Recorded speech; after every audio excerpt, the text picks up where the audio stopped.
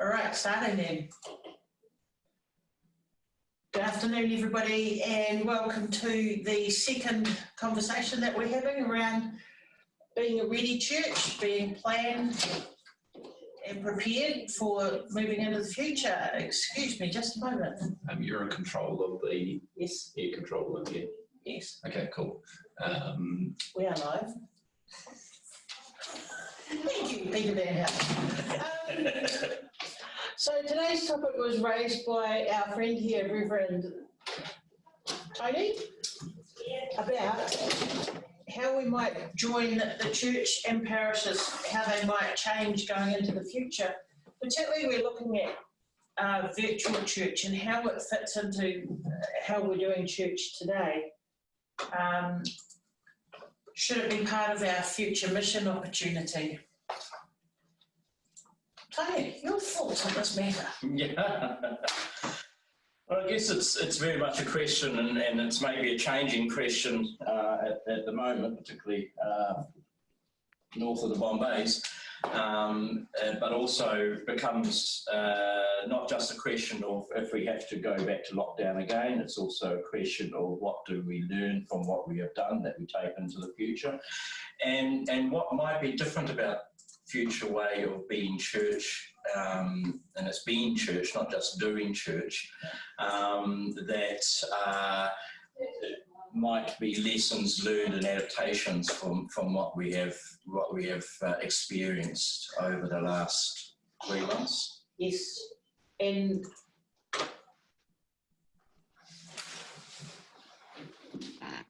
excuse me, keep my yourselves. Okay.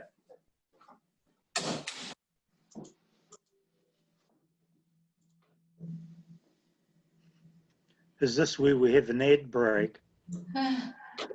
This is the ad break. Yeah. Mm.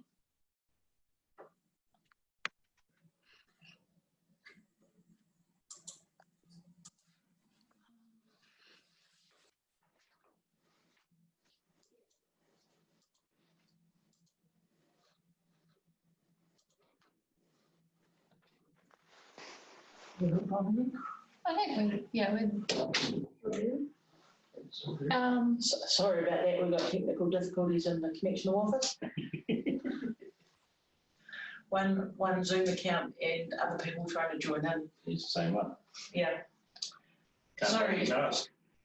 That's right. Fair enough. So what's right? So I think it's a conversation.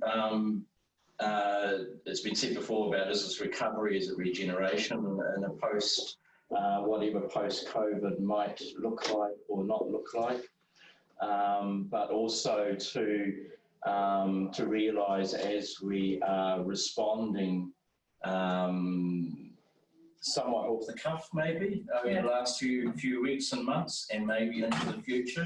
That doesn't have to be perfect, what we're doing. That's part of the joy of being in an unusual situation, but it can be creative, it can be opportunities.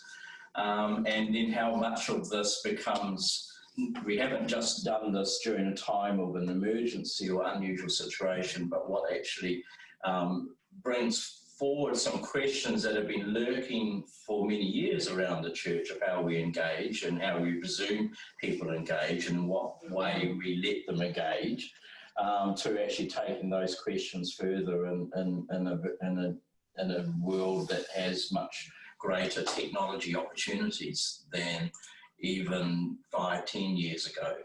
That we can call upon. So how do we take those strategies further into the future? Because Mark, one of the things that you were saying when we were offline was that the numbers didn't stack up in the parishes that you maintained over lockdown, that there weren't enough people online to warrant creating an online presence. Is that something that the church should actively support to get people online to participate in this? Good question. I think that the main reason in my situation is that people are of a generation where technology was completely different, and the this whole world we're in now is largely alien. It's not just an age thing, because there are people who are quite elderly who use the technology quite well, but there is a demographic there that is very real, and we can't ignore, who to date are basically tech illiterate when it comes to this sort of technology. And to be fair, they have very little interest in learning it. So that's not to say that they can't, and there isn't a way of developing interest, but that's just reality at the moment. It's sort of ironic in a way that we the questions become sharper, not having one size fits all worship or spirituality. Yes. And that's to generalise, and we could generalise even further that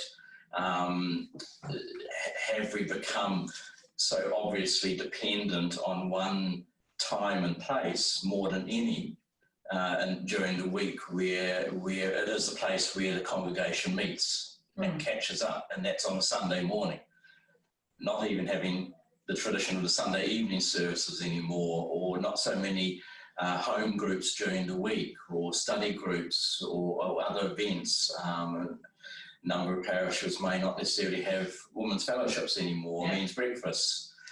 So we've had that challenge about Sunday morning being a format of service that doesn't suit every demographic or every style of spirituality in that congregation, and turning some people off, whether it be younger people because they're not as engaged, or older people because they can't hear through the sound system, to generalise, or what have you. Everything's on a projector now instead of a piece of paper, and that doesn't work for everyone. And so the talk of do we do Zoom services, Facebook services, again comes back to, relating back to Mark's point there, it can't always be a one size fits all. That won't suit everyone. No. And it won't suit every parish situation. So some parishes have gone down the path of doing Zoom or virtual type services. Others are doing the emails going out. Some of those things, the parishioners have come back and said we would like that to continue because we're getting more out of that than we do on a Sunday morning. So that should actually be a warning bell to say, what are we doing wrong on Sunday morning? Now a daily email from the minister's desk, that's only 2 paragraphs long, has informed their spirituality more than an hour on a Sunday morning and a cup of tea afterwards. Yeah. So it's a bit of a wake-up call that some of these questions have been lurking there for a while, but we can ignore them as long as we've got our routine of a Sunday morning. The moment our routine of a Sunday morning has become disrupted, it's really sharpened up that question again of how we connect and how we exercise our spirituality.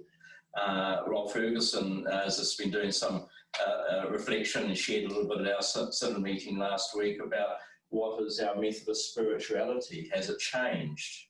And he was reminding us of the Methodist hymn book was the staple in each home to do spirituality at home. My question is, has our staple become so dependent on Sunday morning that when Sunday morning was removed during lockdown, and may well be removed again in Auckland or in other places as we go back into various stages of level 3 and level 4, once you take that core out, are we found wanting in terms of how we nurture our own spirituality at home when you can't go on a Sunday morning? Yep. For some, yippee, we can have a lie-in, we can have a cup of tea, we can put on something on TV and watch it in bed with a cup of tea and a piece of toast in our pyjamas. Yay. You know. And that's certainly, you don't want people turning up in their pyjamas and slippers to church on Sunday morning because Particularly the clergy. yeah. I think that's really important, Tony. Not the pyjamas.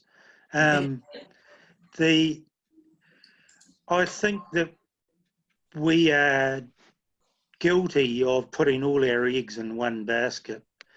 And I find myself talking about the basket a lot more. I think it's a helpful bicultural, multicultural metaphor. We haven't got enough in there. And the danger with what happened with our experience this year in lockdown is that suddenly churches all think, well, it's all about Zoom services now.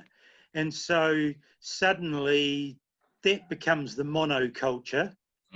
The reality is we need to have a number of different options open to us, and in any given situation sort of have a sense of which ones are going to work and which ones aren't.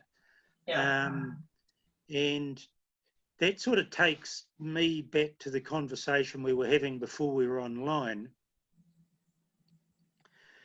I think there are some big questions around what we're trying to do with Zoom services. Bringing it back to that particular platform, you know, are we just trying to basically repeat what we've been doing on Sunday morning online, or does this actually require a more creative and a different style of worship that would be genuinely engaging for people for whom the 1 hour service on Sunday morning in a church building doesn't work? Yeah. Alan Little has sent through a comment that we need to actively promote digital competence, and I agree with this, but I don't necessarily know that we need to have digital competence absolutely everywhere, because you've got different levels. You only need one level to watch and participate and be engaged, but you need a different level to create and share. Not everybody has to create and share. If you've got somebody who can remotely help somebody else somewhere else to pull in their ideas to offer an online service, then we need to create those experts. And that way you don't have to spread your attention across multitudes to create the end result that we're necessarily looking for. And some of that comes back to the virtual service or virtual means for gathering as a community, whether it be for worship, or whether it be for pastoral, whether it be for conversation over a cup of tea in each home. Is this part of our temporary measures? And if it's part of our temporary measures, for sure, it doesn't have to be perfect. It doesn't have to be 100% shiny, professional, something that's come out of Weta workshops. Might help, but it doesn't have to be a Weta's workshop quality type production. And there may be people in our congregations that we find come forward to help with something like that. Yeah. You know, the number of times where the tumbleweed goes down through the church when you ask for a new parish councillor to fill a vacancy. But now when you're asking, well, look, if someone can help with setting up a camera or doing some a video clip of reading a psalm or a poem or something like that, and someone's got editing skills, you know, some of those things have been able to come forward during this experience. But no, not everyone has to do that means. Yeah. And then so there's what are we doing temporarily, and what out of that temporary arrangement becomes a learning and an observation that may well become a permanent arrangement. Yeah. So people are less able to get to church on a Sunday morning for a variety of reasons, and I know and some parishes have been involved with that's been as much around, yes, living in own homes still with support services that arrive at 9:30 to get you dressed for the day, and there's a 10 o'clock service, so people are missing out on their Sunday service because the caregiver hasn't arrived. This might be a way that actually such groups of people continue to be engaged where they were before. So there might be learning says that, okay, we can do more of this in the future. But when we had the chance to catch our breath and put some things together, learn from it, observe how people connected, who connected or didn't connect before or haven't been connected for a long while, do they remain connected? Because someone was searching on the net and found granddad's church that he went to for a number of years, and I wonder what they're doing, and when you're bored and locked down looking for things to do, and all they're doing is a little online service. I'll just sort of tap in and see what they're doing for memory's sake, sort of thing. How do you connect that, the evangelical side, how do you pick up on that connection and build on it? But sort of what things work temporarily in unusual circumstances versus what we learn from that, adapt, and more consciously work at if we wanted to make this a more permanent arrangement. Yeah. So, fellowship and inclusion and connectivity might be adequate in an unusual temporary situation. Yeah.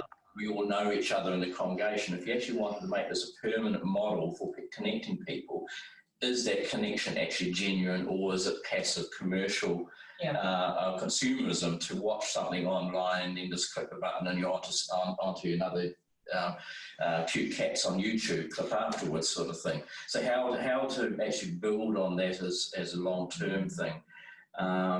Is it about worship? Is it about spirituality? Is it about pastoral care? So many things. We've had an opportunity to try and do things differently, that to do things permanently needs a more conscious effort. Yeah. Virtual church, long-term, cannot be just copy and paste and do what we normally do on a Sunday morning on another platform. That we look at different ways of doing virtual church. Does every congregation, every parish put on virtual church, or do just some people do that where it suits their demographic, or to see a new ministry opportunity or way of reconnecting with people who have become separated from the church because they're not able to be there anymore?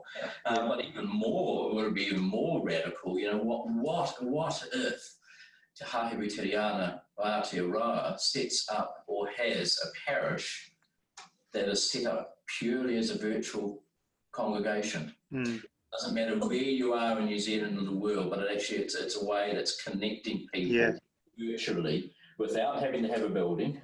Love it. Basically, the man's front room might be your broadcast centre, and that's all you need to get going to set up a virtual congregation from scratch rather than an adapted congregation. Yeah, I like going. Oh, sorry, Mark. I was just going to say the irony of all of this. From a perspective of someone in the Central South Island Synod, is that so much focus the last decade's gone into replacing church buildings and committing all of our resource to fancy new plant and so on. One of my parishes has got a brand new building. It's only 2 or 3 years old. It's wonderful. But in the pandemic lockdown situation, the building was useless. It was absolutely no use to us at all. So I think there's so many questions emerging from the pandemic as opposed to the earthquake about where we put our resources in terms of, having an effective mission as a church. Yep. I like the idea of having an online parish, somebody in charge of an online parish. On the first Sunday of every month, there's a car show, oddly enough, out at McLean's Island, which is just out of Christchurch. And the grounds out there have got these really tall pine trees. And the trees meet in such a way that they created this beautiful V, beautiful sunny day, beautiful crisp morning in Christchurch. And I said to my friend who hardly ever comes to the car show because she misses Sunday service, why don't you bring your parish out here? Pop them in that corner. You'd have the most beautiful worship place that you've ever come across, and it's God growing. And she's going, but what about our music? I'm like, that's what a radio is for. You plug Don't have it a in. pipe organ out there. Yeah, but you know, people throw up these obstacles to something that should be a no-brainer. Yeah. You can have the car show and Sunday service if you just agreed to meet in this beautiful little spot sheltered by these huge trees under a beautiful blue sky. And it's people's mindsets that need to come on board with doing things differently as well. It'd be interesting how much people are willing to see something different, or whether people want to go back to how it was. Yeah. Now, some of that might be psychology kicking in. Yes, we always want to go, you know, this has been a change that we didn't seek, we didn't ask for. It's been forced upon us. The sooner we're over this and go back to normal, and it's not a favourite word of mine in any sense of the word, but we want to go back to as it was. But it may well be that we can't go back to as it was completely. Or there is opportunities to do something different. I came across a tweet from actually the UK Methodist Church, British Methodist Church, and this is a month or two ago now, but there they put out a recent survey found just 9% want things to go back to how they were before lockdown. Are there things you want to keep after the lockdown? How can you ensure you embrace these and make them reality? You know, that's an interesting question. That's the thing that I'm wanting to explore, encouraging parishes to explore is, you know, not to assume everything has to go back. Yes, don't ditch everything we have been doing, but actually honestly checking in to say, have we discovered something new and different that is enriching? Allowing the space to change. Because people are adverse to change. If I force change on you, you're going to fight me tooth and nail. So if I said, Tony, actually, you've got to have that up because you look much better with that up there, and that's the standard that we have. Of course I would do that for you, Trudy. If I said to you, isn't it cold, and you started to get cold, you'd automatically start, you know, and there's different approaches to how you introduce change. Yeah. And unfortunately, with lockdown, it's been inflicted upon us, and we need to work ourselves into a state where we accept it so that we can allow the change in.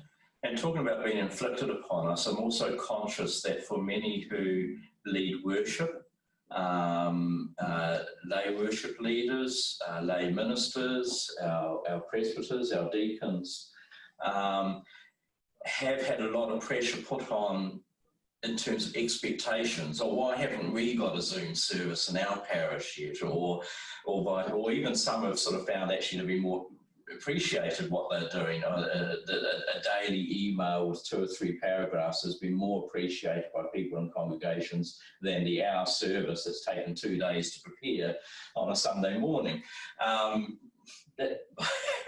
It's a worry in itself, or challenge in itself.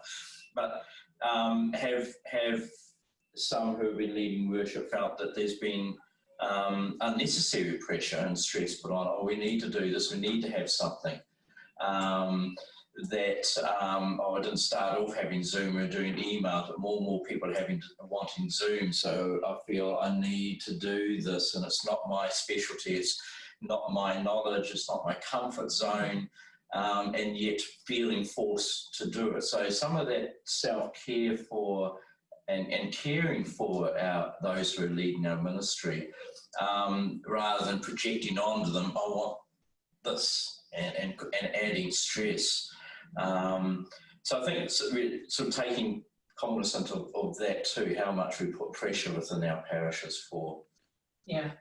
I think a more helpful question than why haven't we, or why haven't you done a Zoom service, is what could we do with our context and the resources we have that is different to the traditional service, that we could make use of from time to time when we need it.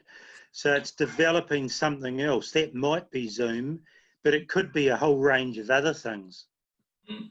The important thing is to have an alternative that you can confidently engage when needed.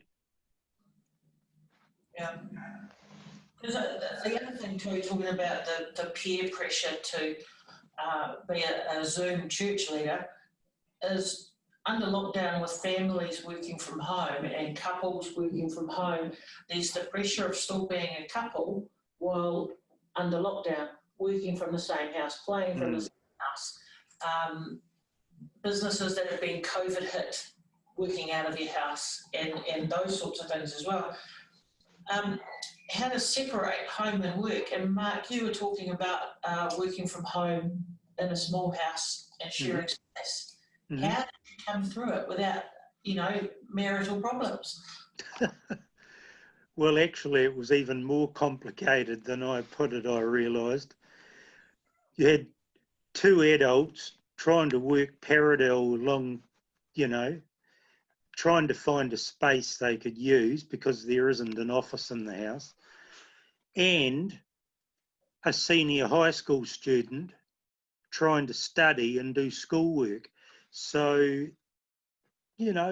we just had to work around each other, and it involves having a conversation about it, not taking anything for granted, and working out whose need is the greatest at any given moment or day. And maybe, sometimes we do our local recreation together, sometimes we do it separately. If we do it separately, it means while you're out of the house having a walk or a cycle, I can use this space in the house. So, but it is challenging.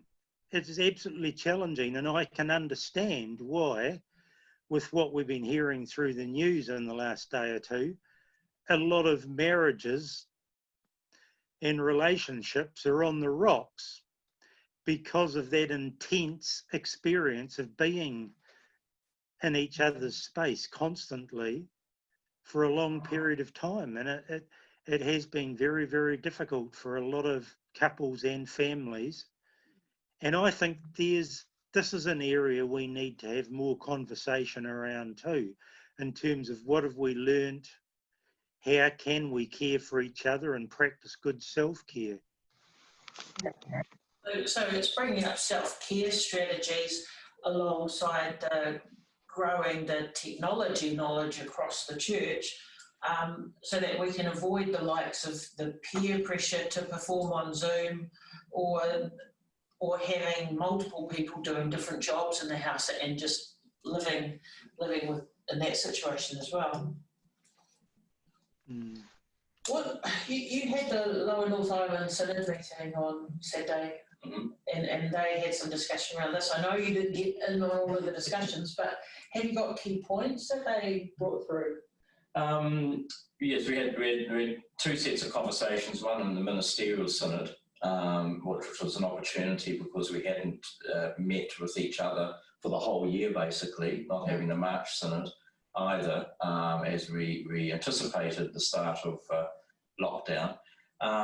So we had a conversation in the Ministerial Synod as well as a conversation within the full gathering of Synod as well, to sort of start to tease out some of these very same questions of what worked, what has changed, has your faith community changed, how has relationships changed. So that was one key question, what people found helpful and what they didn't find helpful. What were the self-care strategies, particularly from the Ministerial Synod in terms of in those conversations, how to self-care in that, situations talking about, where you have people at home and one is the minister who might be on the phone most of the day calling parishioners and what have you, and the spouse in the other room, ironically feeling very lonely, as they've the doors been shut on them while the minister's sort of keeping in contact. But then also conversely, in some parishes where prayer trees and pastoral contact trees have had the dust blown off them and become more active than ever before, and where, one case I was hearing of where the parish pastoral team said, oh, by the way, to the minister, you're on this person's list. We will be calling you to check in to see how you are. It's not just about the minister caring for everyone else, and that's sort of been quite important as well. Having space for that inner peace, knowing how and what way to keep connected, but not too much. Rightly or wrongly, for Lower North Island Synod, we opted not to go down the path of having a regular Zoom meeting for the presbyters. I knew Presbytery was doing that as well, and I knew already for myself, as much as others, that there were getting to be so many Zoom meetings, we were getting zoomed out. So, and actually a group of 10 clergy on a Zoom meeting may not actually be effectively pastoring to each other. It might actually just become part of the stress in itself. So we had effectively a phone tree to keep in touch that way. So again, sort of no one way works for everyone, but trying as best we can. Some of the other conversations that came through was, obviously for CVs, you had the Methodist material coming out, very professionally done material, of course. Chocolate cake later, was it? And the but also having multiple sources of material coming through, and some of it may be contradictory or may not be, or might just be too much material coming through and trying to wade one's way through it, and that's just the reality of that, let alone yet still people found time to find what the Anglicans have put out and what the United Reform in the UK have put out, and so there's plenty of material out there, but maybe just sort of consolidating that, and I think one thing was this, particularly for ministers, was being kept in touch, and then for them within parishes to be kept in touch as well. Many have felt more connected than ever before within their parish life. For pastoral lists are more accurate than they've ever been before. Wrong phone numbers and wrong addresses and lack of email addresses have been corrected, but there's probably ironically more on those lists now than there were before too, or at least informally, because people have asked to go onto the email list for the minister's thought for the day or what have you, that then have been members of the parish for some time. So there's lots of things. I think there's been lots of positives that people have picked up on as well, and that's the question: do we just let those positives go, or do we? Oh, hang on tight to those positives. Exactly. Yeah. Because Mark, you were mentioning that at some stage you ran the numbers of who's got what capabilities with regards to technology in your parishes. Would they have wanted to change, do you think? Was anybody seeking to have live service under lockdown? No, there was no suggestion at all of moving in that direction. We went somewhat retro, and I work collaboratively with another minister, which I talked about that on the last webinar, which was a really positive experience. And I think the quality of the resources we produced was quite high, and we've had huge feedback from the parish, from our parishes. They really appreciated it. And as the weeks went by, people got more and more creative with how they were using it. Some people that didn't use it at all on Sunday morning, but it became a meditative material each day of the week. And so that was quite exciting to see people making use of the material in the way that was most helpful for them. So it meant that we didn't have a complete coverage, but as soon as I could be mobile again on my e-bike, they were all being delivered to people. So there was an interesting thing once we got to level 2 and I was doing that for the first time ever in one of my parishes, I felt like I was engaging with everybody in the parish that week. Whereas previous to that, you know, half the people turn up at the service, you're engaging with them, but those who are not there, there's no engagement at all. So the first week we had a service back in the chapel. A number of those people who are only occasional, who were receiving the material every week, they all turned up. So that was very interesting in itself. So, yeah, even though we did it that way, it was low tech and so on, I think there's been a lot of learnings and things to continue to reflect on and maybe learn from. I think then from what you're saying is that there's a strength of both options going forward, that there is absolutely a space for virtual. It needs to be engaging rather than passive, because otherwise you've got your consumerism, virtual online, but we need to take the strengths out of the low-tech side as well, of sharing the information with the people who aren't necessarily there on a Sunday, that they have a feeling of inclusion, that, you know, sometimes you get whakamas, the Māori word, you get a bit embarrassed or self-conscious that I haven't been for a while. If I just don't go, then I don't have to face the fact that I have been missing, and they'll go, oh, we haven't seen you for so long. Well, why haven't been missed? Yeah, yeah. And with that feeling of inclusion, you feel happier to come back in and go, yay, I can make it to a Sunday again. So it's interesting in terms of thinking too, in terms of the comment about not everyone wanting or able to engage the virtual options.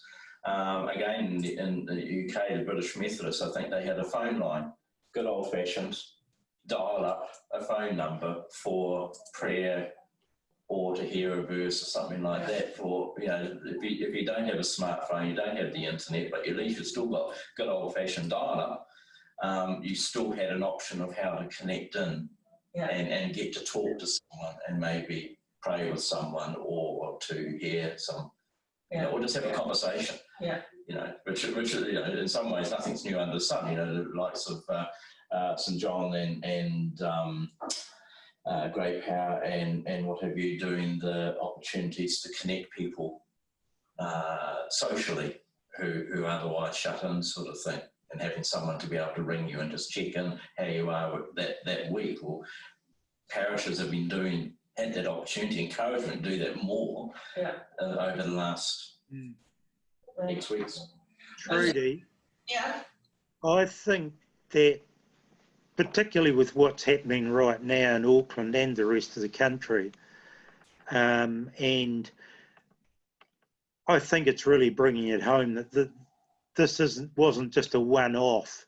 It's an ongoing issue that we need to grapple with, and not just this pandemic and possible future ones, but bigger issues as well, is that I think I'm assuming that there are presbyters, there are lay leaders, people who lead worship, that there are parishes who don't feel they are resourced and equipped well enough at the moment in this space with technology, but who are interested in doing that now. I think the motivation is there, and I think we need to be beginning to really look at what could we set up, what does that look like, so that we can better resource ourselves from this point forward. Mm-hmm. I think we'll leave the conversation there for the moment, and we'd encourage any questions from people that have joined us to watch. Down the bottom of your screen will be a Q&A button. If you've got any questions that you'd like to send through, then by all means send them through, and we'll put it to Tony and Mark. And Trudy.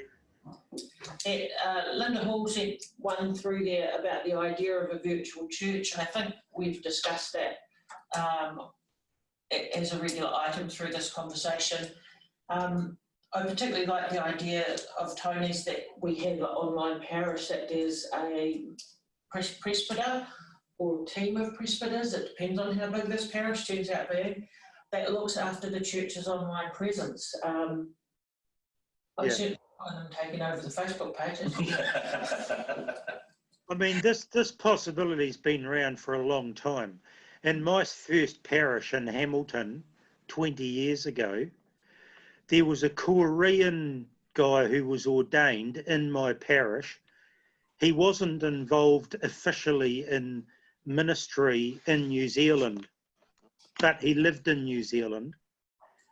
He went to Polytech in Hamilton.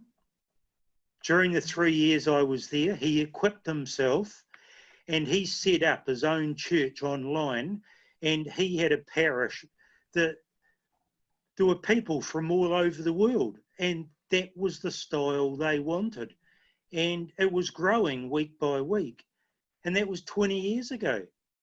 I think that this coronavirus pandemic has really been a wake-up call for us. We do need to get a lot more intentional and resource something that is ongoing. I like that. I like the idea of being intentional about it rather than reactive or allowing something to grow organically, because then it's really hard to work out how it works in the first place with its organic growth. One of the things, and you touched on this, Tony, I think that the CVs, the union churches, how do we include them in this? Because you must have tried working with the partner churches to get one goal achieved. Well, certainly one of the things we did, how we opted to keep in touch with the different parishes, was that we communicated with, particularly the Presbyterian Church, was the bulk of our CV and union parishes with Presbytery. We share the same geography, so it's very easy to sort of check and say, look, I'm assuming as a synod we will keep in touch with the presbyters that we have appointed into those situations, and the presbytery will be keeping in touch with their ministers that they've put in, and then to make sure we haven't missed any gaps. And particularly my biggest concern was around those parishes that don't have stationed ministers and are very dependent on their own resources without a connectional resource in terms of a minister. So to make sure that they had resources available in those situations. And most of those would be CVs from smaller rural areas as well as some urban areas. And when we sort of got in touch and said, just checking you've got material, or oh yes, we're receiving an email from someone other, and we're seeing this Zoom service is available, so we didn't know that, and we're printing off something, we're dropping it around, sort of thing. So for most people, we're okay. It's just a matter of just checking in and making it known that you're checking in to see if you need anything, let us know. That was a big part of it, but for CVs, it was mainly around whether you got 2 or 3 versions of advice. And so, and that's when, if you've got an intentional online presence, all you need to do is check in that they know that it's there and that it's moving for them as well. Yeah. So Alan sent through another question. We need to teach resilience skills and enable the average pew occupant to engage with their world and wider church. How might this be done? Well, I'm interested, presuming it's Alan from Levin, that one of the conversations Levin is happening as a union parish is with the senior net, which I think actually use their premises to run that, and actually intentionally engaging, particularly people in their congregation who might appreciate some help with their IT skills at home, to be able to connect with a virtual church, or to be even just to be set up an email to receive that daily emails come from the minister's desk or whoever's generating some of those during the week. So actually encouraging some of our members who might be a bit apprehensive or uncertain. So that was one response that one parish is doing, partnering up with Senior Net. And it's a little bit as we've seen the education system had to react to not every household having IT capability at home for home learning for school sort of thing. So similar sort of thing of, or not necessarily buying a computer for everyone, but maybe that's not a bad thing either. But just checking in with people, what sort of things, what ways they do connect in a situation. What does resilience mean for you, Mark?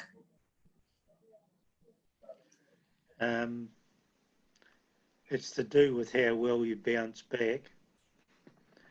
That you may be throwing a curveball, life may get very difficult, you may find yourself in a crisis, and you're able to come out the other side intact and maybe even stronger.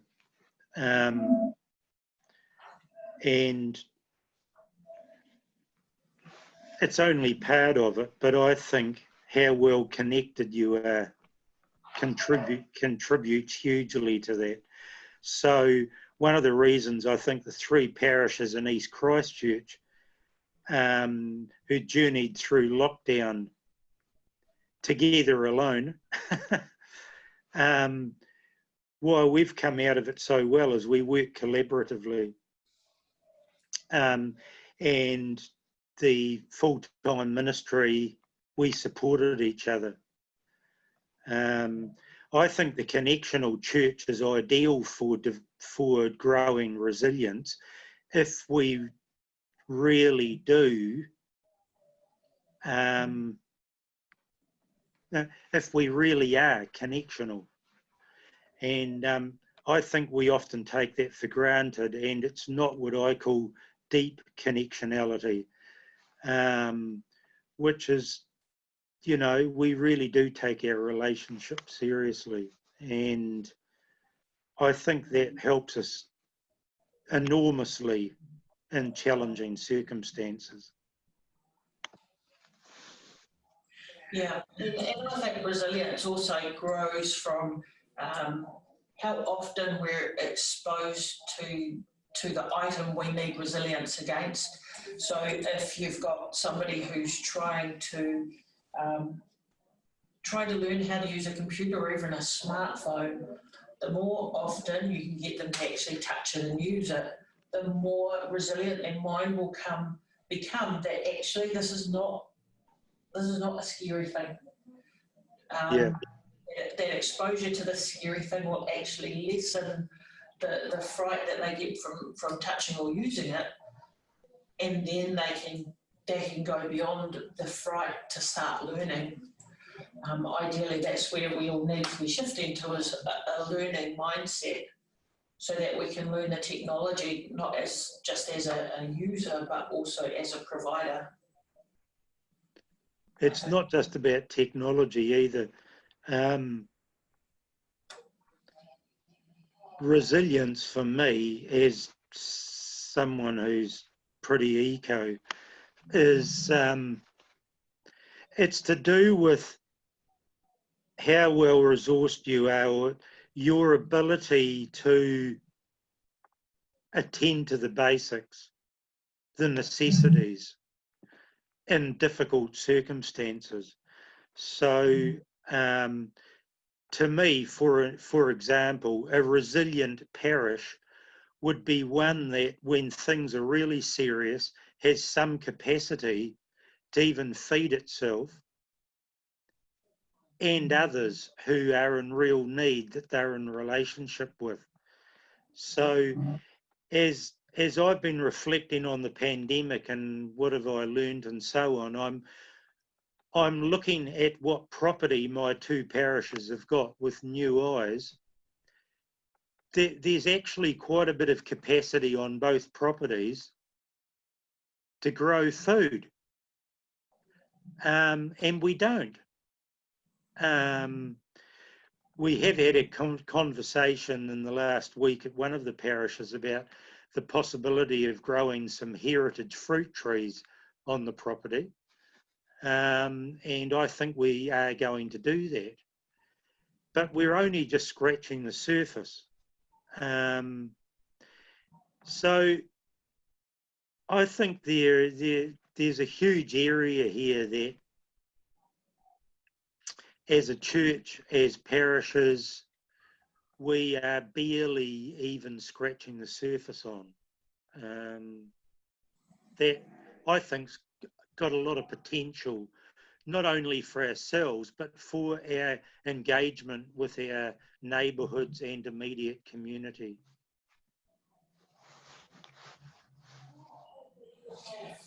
Thank you, Mark. And thank you, Tony, for taking the time out of, I'm not sure whether it's a working holiday or just a holiday to come and join us, busman's holiday. Yeah, trapped in Christchurch. But it might well be. Yeah, we might get stuck here. And thank you, people, for joining us. I think there will be a third conversation at least that will be running. I think it might be wrapped around being intentional with what it is that the church wants to do. Who will have that conversation? Not quite sure yet, but thank you for your attendance, and we'll put the recording of this up online. And if you want to get in touch with any of the panellists with further questions, you could either email me, Tony, or Mark, and our email addresses will be online as well. So thank you very much. Thank you. Kia kite anō. Happy day.